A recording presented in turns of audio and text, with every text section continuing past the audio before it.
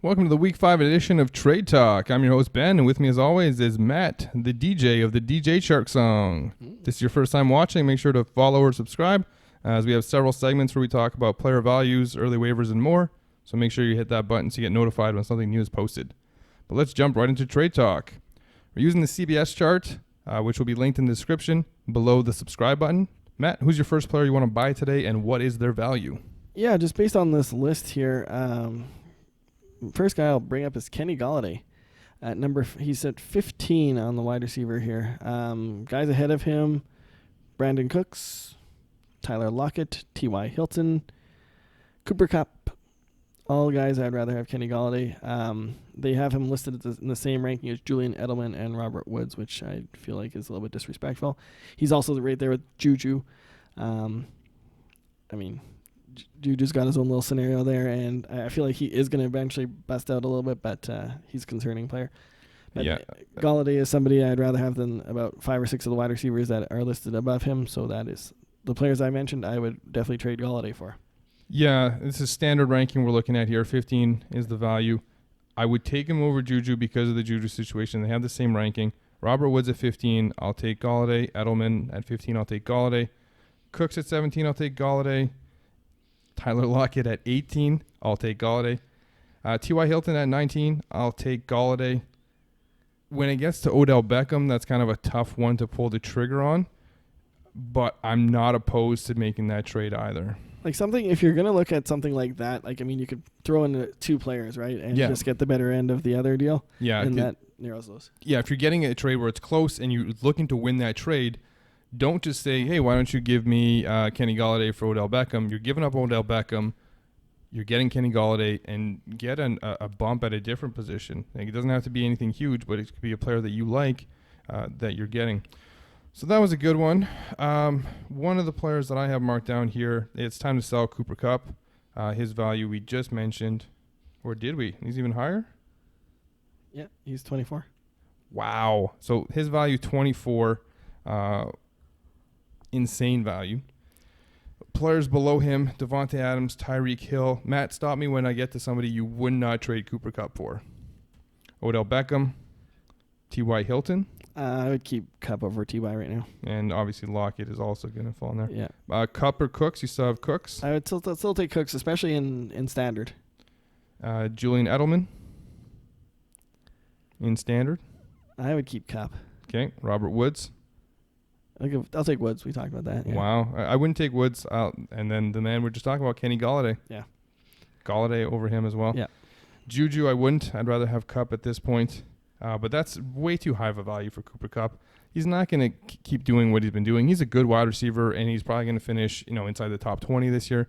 But he's going to have his 6 for 60 games, and he's going to have several of them because this offense isn't going to just feed him every week. Cooks is going to get his. Woods is going to get more. Moving on. Next player I have here is one of your favorites, LaShawn McCoy. Oh, okay. I thought it was Joe Mixon or Kenny Stills. No, it's switching up here. LaShawn McCoy is ranked 17, which is too high. I can't get behind this value of this running back at 17. He has the same value as Chris Carson and Marlon Mack. I don't see how I would rather have McCoy over those players. Josh Jacobs is below him. I'll take him as well. Matt, your thoughts on this McCoy value? Yeah, even with the Damian Williams injury, he's still splitting with Darrell Williams. Like, there's not like he's the only running back they're going to use. He's always going to be in a split, regardless of who the other running back is. I was really surprised. I missed him up there. I guess I was looking for him lower, but yeah, give me a lot of these players below him over Shady. I don't want to just repeat all the names that you were just talking about, but that's too high. I guess if people are valuing him this high, then it's time to sell on Shady. Yeah, and even if you're going to get like Kenny Golladay, if you're strong at running back, because LaShawn McCoy wasn't one of your early picks, you would have gotten him in a later round, and you wouldn't have drafted him as a starter, maybe as a flex at best, because going into the season, people still thought Damian Williams was going to be a top 20 guy. He also got cut from Buffalo right near the end, so your drafting was a bill a lot of the time. Yeah, that's a good point. But Damian Williams is going in around the third round in most drafts. So if you got LaShawn McCoy, you probably got him in like the 9th. So you're trading a running back that you didn't draft as a starter, and if you're weak at wide receiver, you can get yourself a Kenny Golladay. That's a great deal. Great deal. Another name I have here. This is going to be a shocker. I know I mentioned that I would trade him for Kenny Golladay, and I would. But if I have Tyler Lockett, I'm actually looking to hold on to him right now. Why do you ask? Because of his upcoming matchups. Okay. Are going to be good. He gets the Rams this week. High-scoring game. Mm-hmm. They're going to need points. They're going to be throwing. Cleveland next week. Should be a high-scoring game. They're going to need points. They're going to be throwing. Baltimore the week after that. They're going to need points. They're going to be throwing. And then they get Atlanta. Should be a high-scoring game. Going to need points. Going to be throwing. And then they host the Bucs. Going to need points. Going to be throwing. So Tyler Lockett's value for me over the next 5 weeks is actually nice. And if they're already valuing this high, I see his value going up. Now, do I think his value is too high right now? Yes, I do. I don't think he's worth the number they have him at, which is 18. But I can see his value hitting into the 22, 23 range. And that's around where Devontae Adams is. And if I can get Devontae Adams in 5 weeks, he's injured right now. Tyler Lockett's going to have some decent matchups, going to put up some points for me. That's going to set me up perfectly for my playoff run. Yeah, with Lockett with this value, though, he's going to be tough to trade for. You're not going to trade a lot of these better receivers to get him either, I don't believe. Yeah, he's got good matchups coming up, and I'm just not a big fan of the talent. You're right. They're probably going to have to throw, but this is still a running first team. They're going to try to put up their points with their run game first. I can't get on board with trading for him. If you have him and you want to hold him. Yeah, I definitely wouldn't trade for him. That's a risk there. In 4 games this year, 2 of them he had over 10 targets, and the other 2 he had nothing. Yeah. So that's kind of the way this team works. But in those matchups where they need to throw, he's going to be pretty good. So I think his value is going to go up. I wouldn't trade to get him in hopes that his value will go up. That's taking on way too much risk. But if I have him, I'm holding. Okay. Just a couple of the names I'm looking at. And I don't like to lump guys together, but they're just they're all at the same level there. They're all at number 11 on wide receivers. We've got Tyler Boyd, Stephon Diggs, Tyrell Williams, all below Edelman. The guy we just talked about, Lockett, by quite a bit. Yeah, Lockett's value should be about half a dozen points lower than this. He should be about a 12. I'd be okay with him at a 12, but they have it in 18 at this chart. So if your league uses this chart and values him there, his value is only going to go up from that 18. Yeah, Diggs is the guy I like the most out of this group, and I would certainly take him over Woods and Edelman, Lockett, T.Y. But again, Boyd is the same thing for most of those guys. Tyrell Williams is the lowest of those 3 that I just mentioned, but it seems like they were just too low for those 3 players in particular.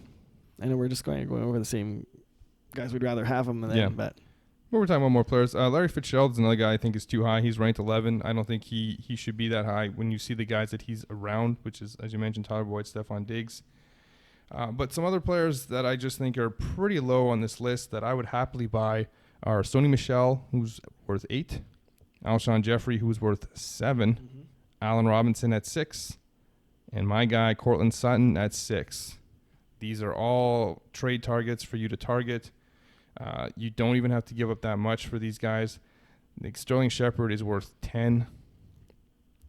Sammy Watkins is a 9. And Sammy Watkins is running out of time to really be a factor in this offense.